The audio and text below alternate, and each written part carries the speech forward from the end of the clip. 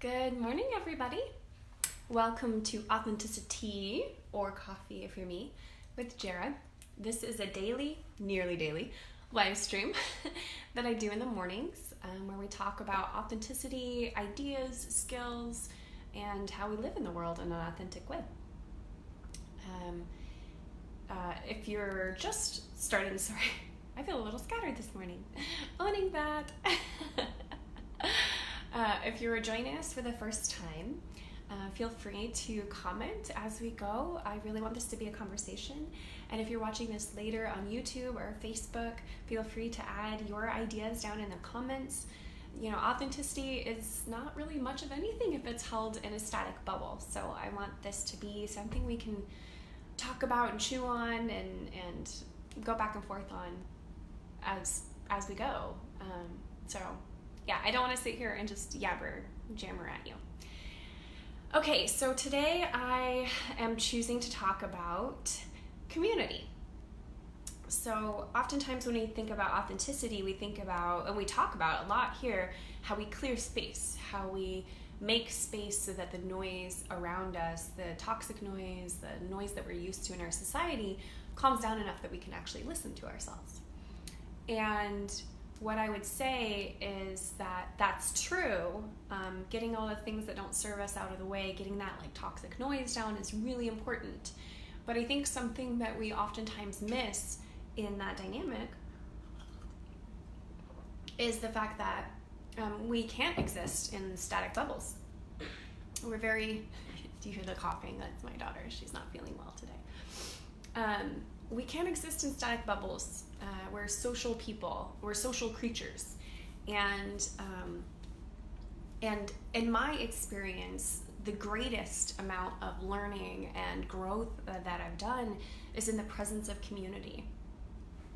And this comes up for me because not last night, but the night before, Monday night, I am transitioning out of the intentional community that I've been living in for 4 years, which is huge. My daughter spent most of her childhood there, the majority of her childhood there.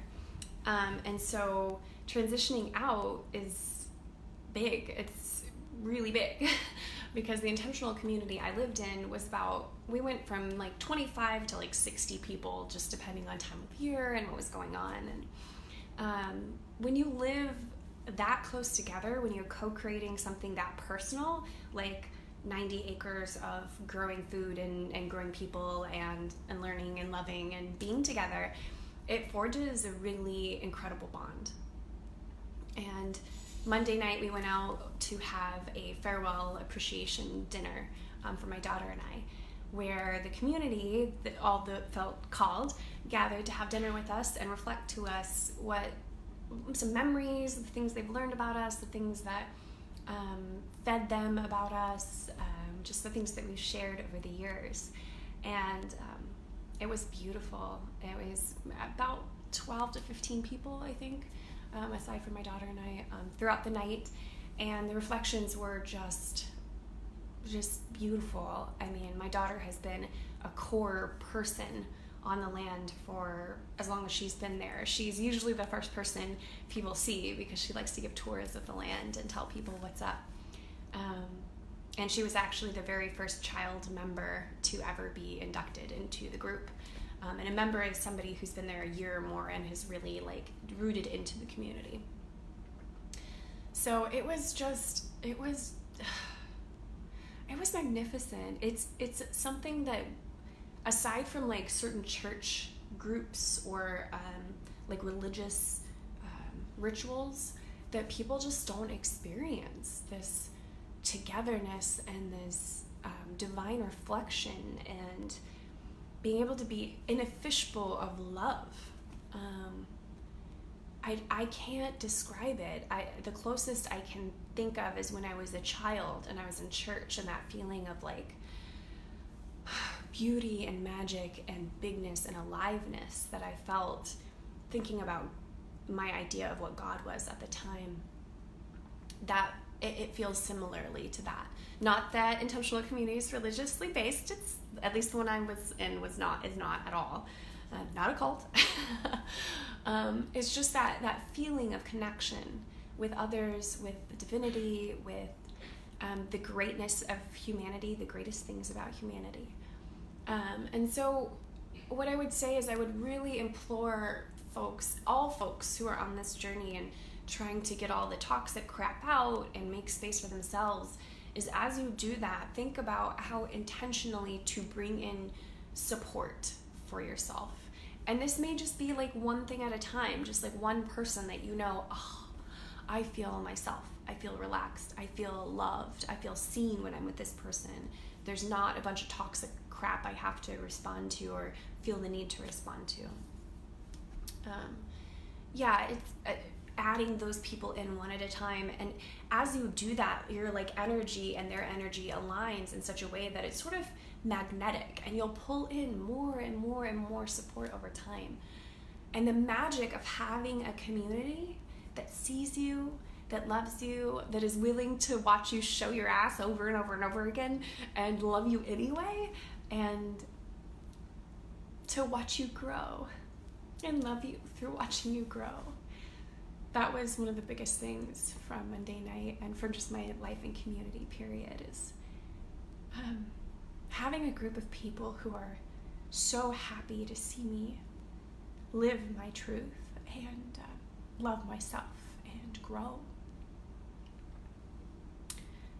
Wow, it was really beautiful, and my heart is really happy that my daughter and I get to experience that, but it's also, there's a sorrow there that most people don't get to experience that. And it's not, okay, hear this, it's not because it doesn't exist. It exists. It exists everywhere. And it doesn't just exist on a 90-acre piece of land outside Eugene, Oregon. It exists everywhere. The potential of what I've experienced in community and what I continue to experience in my family unit now exists everywhere. You just have to create it. You have to choose it. You have to keep choosing it over and over and over again for yourself. And I honestly think the only way to have the fortitude to choose it over and over again, and the way that you need to be in community, is to love yourself. Love yourself enough to know that you deserve community, that you deserve to be seen in a loving fishbowl of awesomeness. And it does exist, and you can create it. For me, what that meant is going to intentional community and learning in my body how it is to be safe with other people, because I didn't get that lesson throughout my life. Like many people, especially women, but men, women, and in between, and all the genders, experience a lot of lack of safety, especially in like the energy field of your body. And going to community and getting in there and being seen and learning those lessons I was there for 4 years, taught my body how to feel safe, taught my spirit how to feel safe. And by the time I graduated, we call it graduating, by the time I graduated, I know who I am. I know what I want. I know what I have to offer. And I know that when I go out into my wider community or into my little polycule family here, that I bring that leadership, that compassionate, community-oriented, consensually based leadership with me. It doesn't just exist on that little plot of land. It exists in me. I mean, at risk of sounding really weepy and sappy, like, it exists in my heart space. It exists in my body now. And I get to carry that with me everywhere I go. I get to carry that with me right here with you.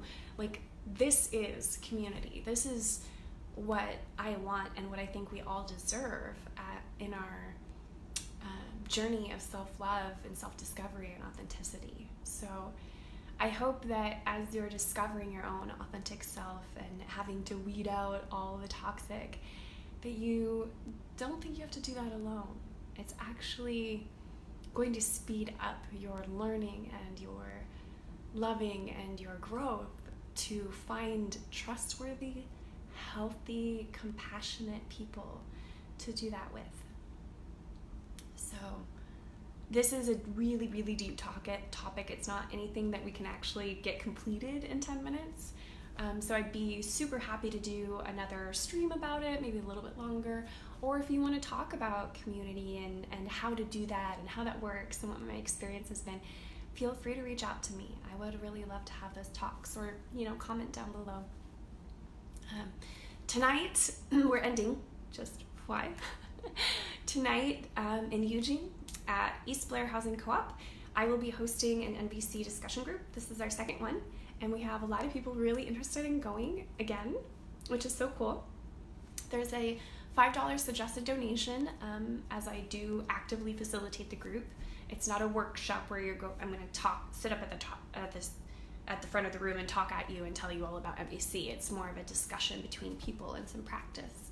So I hope you can join us for that. That's at 6 p.m. at East Blair Housing Co-op. And then we'll start up our rolling NVC and poly discussion groups back again in January. The January 8th, I think, hopefully, will be our first one. But I'm still talking to EBHC about how that'll work. So hopefully you can join us tonight, and if you can't, you can keep up on our schedule for January. And thank you so much for joining me here, whether you're live or later. This is how we grow. This is how we change the world, is by being ourselves and leaning into our greatest authenticity. So it's always bittersweet to leave you, but I'm gonna go take care of my daughter. And until tomorrow, stay authentic, everyone. Thank you.